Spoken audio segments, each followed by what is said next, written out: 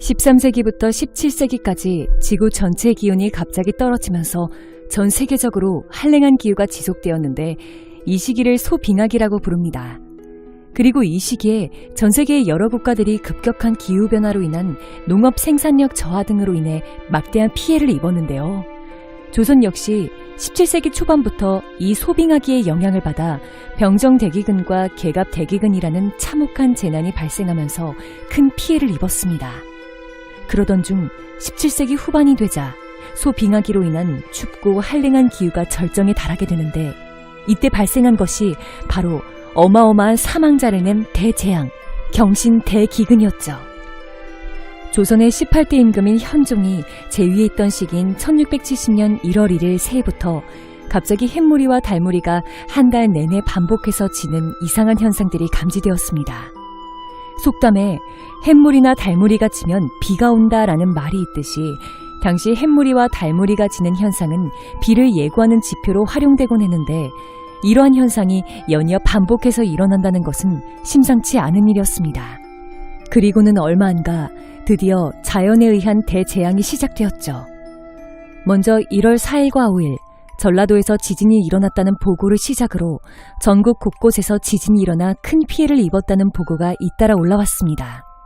또한 지진과 더불어 전염병이 창궐하기 시작했는데 1월 4일부터 충청도에 전염병이 돌아 수십 명이 사망하더니 이를 시작으로 전염병이 전국에 급속도로 확산되어 다음 해인 1671년까지 수많은 사람들이 죽어나갔습니다.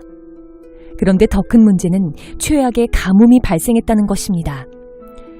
모내기가 이뤄져야 할 시기에 비가 내리지 않아 우물과 냇가가 모두 말라버리면서 파종 시기를 놓쳐버렸고 우박이 떨어지는가 하면 밤에는 서리가 내려 농작물들에 큰 피해를 입히면서 사실상 그의 농사는 망한 것이나 다름없게 되었습니다. 심지어 그해 5월에는 평안도에서 오리할 만한 크기의 우박이 떨어져 벼들이 모조리 죽어나갔으며 4살 된 아이가 우박에 맞아 즉사했다는 보고까지 들어왔습니다.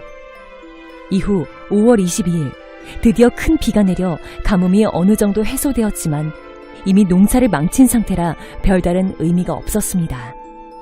게다가 그달 말부터는 이미 흉년이 예고되는 상황에서 메뚜기와 참새떼까지 기승을 부려 그나마 남아있던 농작물들은 물론이고 함경도에서는 심지어 도토리까지 전부 먹어치우면서 춥고 건조한 기후 때문에 워낙 먹을 것이 부족했던 그곳 백성들은 완전히 초비상이 걸렸습니다.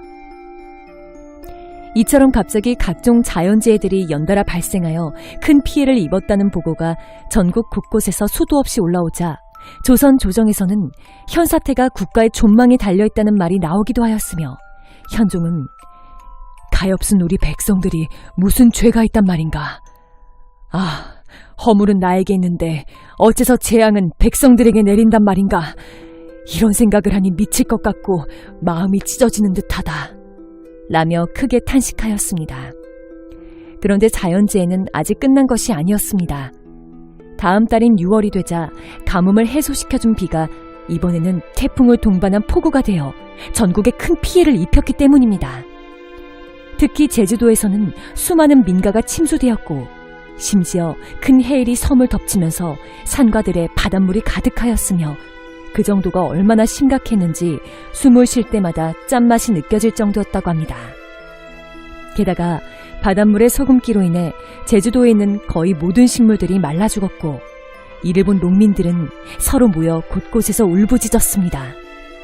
게다가 7월에는 여름인데도 불구하고 강원도에서 눈이 내렸고 8월에는 차가운 비와 우박이 번갈아 내렸는데 이때 우박에 맞아 죽는 사람들이 속출했으며 논과 밭의 농작물들이 냉이로 싹 다 말라 죽었습니다. 또한 그달 중순에는 다시 태풍을 동반한 폭우가 쏟아지면서 익사자들이 속출했는데요. 이때 태풍의 위력이 얼마나 강력했는지 9살짜리 어린아이가 강풍에 날아가 사망했다는 보고가 올라오기도 하였습니다. 그리고 이 와중에 동물들에게도 전염병이 돌기 시작하여 황해도에서 소 2,600마리가 죽었고 이후 우역이 전국으로 퍼지면서 다음 해까지 무려 2만 마리가 넘는 소들이 폐사했습니다.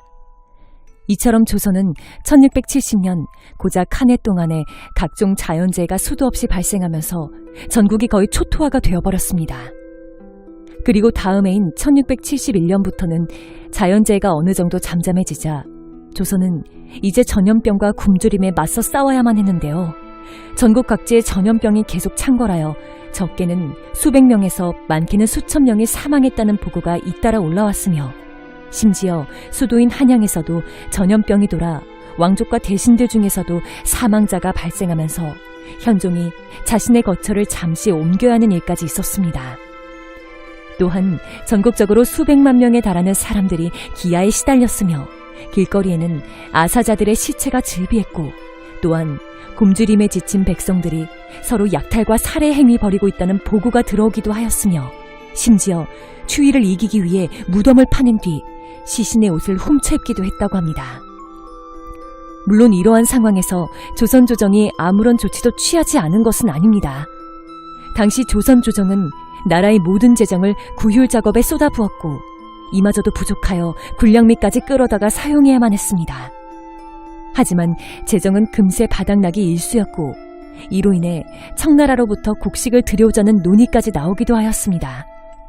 상황이 이렇다 보니 특히 제주도의 경우에는 지리적인 특성상 더더욱 조정의 지원이 이루어지지 못했는데 실록에 따르면 당시 제주 목사였던 노정은 제주도민들과 함께 수시로 바닷가에 나가 육지에서 곡식을 싣고 오는 배를 기다렸지만 결국 오지 않아 백성들과 함께 통곡하며 울부짖는 일이 있었다고 전하고 있습니다. 이처럼 재난의 피해가 조정에서 감당할 수 있는 범위를 벗어나자 상상도 할 수 없는 참혹한 일들이 잇따라 발생하기도 하였는데요. 굶주린 백성들이 자신의 아이를 길바닥에 버리는 일이 빈번하게 일어났으며 심지어 충청도에서는 굶주림에 지친 한 여인이 자기 자식들을 삶아먹는 충격적인 사건까지 발생했습니다. 또한 4월에는 제주도에서 2,200명이 아사하였고 더 이상 먹을 것이 없어 이제 곧 식인 행위까지 벌어질 상황에 임박했다는 보고가 올라왔으며 전라도에서는 사람들이 아이들을 나무에 묶어둔 채 버리고 떠나는 사건이 빈번하게 일어나고 있다는 보고가 올라왔습니다. 또한 경상도에서는 어느 여인이 도둑질한 자신의 아이를 물에 빠뜨려 죽이는 사건이 일어나는가 하면 또 다른 여인은 3살쯤 된 자식을 업고 가다가 갑자기 버리고는 뒤도 돌아보지 않은 채 갔으며 어느 부부는 진율소에서 나눠주는 죽을 먹으러 갔다가 이 과정에서 남편이 도중에 사망했는데 부인은 죽을 먹느라 남편이 죽은 줄도 모르고 있다가 죽을 다 먹고 나서야 비로소 남편이 죽은 것을 알고는 통곡하는 일도 있었습니다. 이처럼 상황이 계속해서 악화되기만 하자 현종은 그해 6월 이렇게 말하며 현 사태 참상에 대해 크게 통곡하였습니다.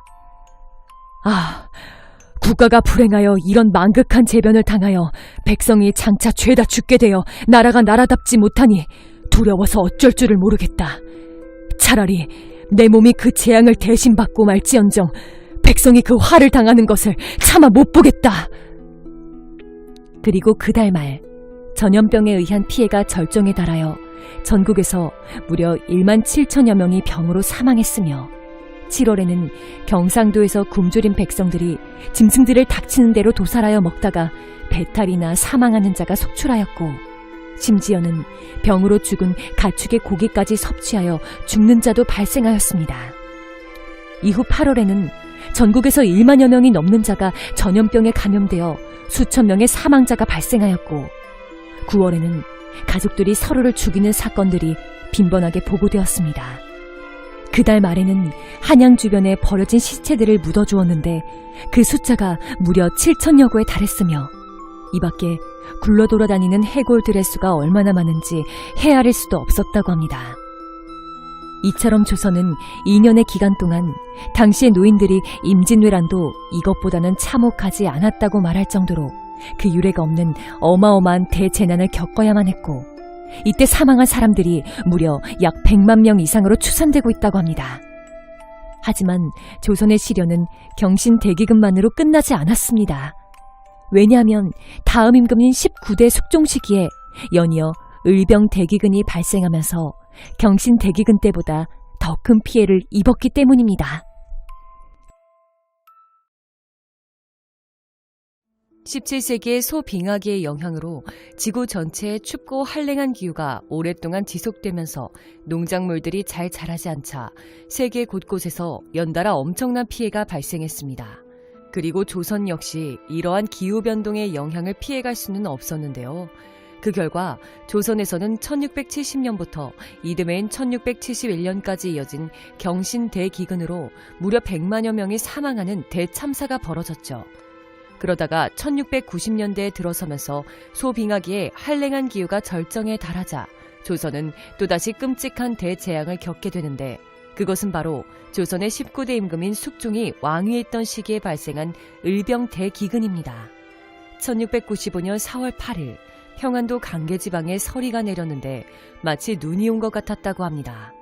그리고 4월 13일에는 전국에 모두 서리가 내리는 재해가 발생했죠. 21일에는 평안도 지역에 우박이 내렸으며 23일에는 경기도, 충청도, 평안도 등지에 연달아 밤마다 서리가 내렸는데요. 또한 평안도에서는 바람을 동반한 우박이 내리기도 했습니다. 5월 2일 강원도 평창 지방에 서리가 내렸습니다. 그리고 7일에는 함경도에서 우박이 내렸는데 크기가 3알만 했다고 합니다. 5월 12일 평안도의 여러 지역에 우박이 내렸는데 큰 것은 주먹만 하고 작은 것은 비둘기 알만 했습니다. 또한 함경도에서는 소나기가 쏟아졌는데 얼음과 우박이 뒤섞여 내렸습니다. 그리고 같은 달 15일에는 또다시 함경도에서 폭우가 쏟아지며 얼음과 우박이 섞여 내렸고 6월 11일에는 평안도 강계지방에서 서리와 눈이 내렸으며 같은 달 14일에 평안도 영원지방에서는 흙비가 내렸습니다. 그리고 16일에는 황해도 해주에서 우박이 내렸으며 26일에는 다시 황해도에서 폭우와 함께 나무가 부러지고 집이 무너질 정도로 강한 바람이 불었습니다. 이후 29일에는 충청도 당진과 서천 지역에서 해일이 일어났으며 7월 7일에는 전국 각지에 우박이 내리고 평안도와 황해도에서는 메뚜기떼가 들끓었습니다. 게다가 이때 경상남도 진주에서는 심지어 한여름임에도 불구하고 눈이 내렸죠. 7월 13일 충청도 서산에서 지진이 발생했으며 충청도의 각 고을에서 바람이 크게 불어 나무가 꺾이고 집이 무너졌습니다. 거기다가 폭우까지 쏟아지면서 많은 인명 및 재산 피해가 발생했죠. 7월 28일에는 경기도와 충청도, 전라도 내의 여러 지역에 밤마다 매일 서리가 내렸다고 합니다. 8월 1일 평안도 성천과 양덕에서 우박으로 인한 농작물 피해가 발생했고 특히 양덕에서는 나무가 뽑히고 돌이 날아다닐 정도로 엄청난 강풍이 불었습니다. 또한 전라도 곳곳에서는 이틀 동안 연거푸 서리가 내렸죠. 8월 7일 전라도 정읍 등에서 지진이 발생했고 9월 9일에는 경상도와 충청도의 여러 고을에 우박이 내렸는데 큰 것은 달걀만 했고 작은 것은 참새와 같았다고 합니다. 이처럼 여러 가지 자연재해와 더불어 기후변동으로 인해 한여름에도 서리와 눈이 내릴 정도로 날씨가 몹시 춥다 보니 그의 농사는 완전히 망칠 수밖에 없었는데요. 그 결과 전국적으로 큰 흉년이 들었고 덩달아 쌀값이 치솟기 시작하더니 이듬해 봄에는 무려 400%나 폭등했습니다. 이때의 상황이 얼마나 심각했는지 숙종이 경신 대기근 때보다 상황이 더 나쁘다고 말할 정도였죠. 이로 인해 초비상이 걸린 조선 조정에서는 즉각 세금을 대폭 감액함과 동시에 재정을 풀어 백성들을 구제하기 위해 나섰습니다. 또한 11월 2일에는 쌀을 바치는 노비들은 면천을 시켜주는가 하면 재산이 넉넉한 사람들을 진휼감관으로 임명하여 그들의 재산으로도 백성들을 구제하도록 한 뒤 백성들을 가장 많이 살린 자에게 벼슬과 상을 주는 조치를 시행하기도 하였죠. 그러나 이러한 조치들은 별 효과가 없었고 시간이 지날수록 상황은 더욱 나빠져만 갔습니다. 이듬해인 1696년 초부터 먹을 것을 찾아 이곳저곳을 떠도는 유랑민들이 급격히 증가하기 시작했는데 그해 3월 12일 각도의 진율소에 몰려든 유랑민들의 규모가 점점 늘어나더니 서울에서 1만 명이 넘었고 다른 지방에서는 각각 수만 명에 이르렀으며 경상도에서는 무려 56만 명에 달했다고 합니다. 게다가 전염병까지 돌기 시작하면서 전국 곳곳에서 병으로 사망하는 사람들이 속출하기 시작했고 거리에는 굶어 죽은 아사자들의 시체가 넘쳐났습니다. 기근이 계속되면서 덩달아 끔찍한 일도 벌어졌는데요. 기록에 따르면 1696년 2월 5일 평안도에서 이 어둔이라는 자가 너무 굶주린 나머지 인육을 먹었다고 합니다. 다음 해인 1697년이 되자 또다시 자연재해가 다시 극심해지기 시작했습니다. 1697년 1월에 충청도에서 지진이 난 것을 시작으로 3월에는 눈과 함께 충청도에서 또다시 지진이 일어났습니다. 또한 윤 3월 16일에는 인천도와 경기도 각 지역에서 지진이 일어났으며 27일에는 강원도 강릉에서 모래가 날리고 돌이 굴러다닐 정도로 강풍이 불었는데 이로 인해 밀과 보리가 모두 꺾이고 넘어지는 피해를 입었죠. 4월 9일에는 경상남도 지리산에 눈이 많이 내렸는데 어찌나 추운지 가을과 겨울 날씨와 다름이 없었다고 합니다. 또한 4월 내내 전국 곳곳에서 바람, 우박, 서리, 눈, 벌레 등의 자연재해가 발생하여 그 피해가 몹시 참혹했으며 호환의 피해도 막심하여 사람들이 감히 혼자 다니지 못할 정도였죠. 6월 25일 강원도에서 장맛비가 한 달이 넘게 내리면서 여러 고을에 수해가 발생했습니다. 또한 29일에는 경기도 양주에서 호환으로 인한 피해가 급증하자 조정에서 군대를 보내 호랑이 사냥에 나섰습니다. 7월 17일 전라도에서 강풍이 연달아 불면서 막대한 농작물 피해가 발생했습니다. 또한 경상도, 충청도, 강원도, 평안도에서는 또다시 서리가 내렸다는 보고가 올라왔죠. 8월 19일 경기도와 충청도의 여러 고을에서 잇따라 해일이 일어나 각종 곡식들의 피해가 발생했으며 8월 26일에는 경기도 장단부에서 비와 눈이 내렸습니다. 그리고 다음 날인 27일에는 강원도 원주와 영월 등에서 눈과 비가 번갈아 내렸는데 그 광경을 보니 마치 겨울과 같았다고 합니다. 9월 11일 이번에는 전라도 광주 등의 5고을에서 눈이 내렸고 9월 27일에는 한양에서 눈이 내렸습니다. 그리고 10월 23일에는 전라도와 경상도에서 또다시 지진이 발생했죠. 또한 11월 16일에는 겨울철임에도 눈이 오지 않자 보리와 밀이 모두 얼어 죽고 말았습니다. 이처럼 여러 자연재해와 더불어 무덥고 비가 와야 할 여름에 춥고 눈이 내리는가 하면 눈이 와야 할 겨울에 눈이 오지 않자 이 해에도 농사를 완전히 망치면서 또다시 큰 흉년이 들고 말하는데요. 특히 경기도와 충청도 지방의 상황이 매우 심각했으며 한양에는 굶어 죽은 시체가 산더미처럼 쌓였다고 합니다. 기근이 매년 계속되자 1697년 초부터 전국 곳곳에 도적대들이 극성을 부리기 시작했습니다. 1697년 2월에는 도적들이 사람들을 죽이고 재물을 약탈하는 일이 빈번히 일어났는데 심지어는 살아있는 사람의 고기를 먹고 시체 옷을 벗겨 입기도 했다고 합니다.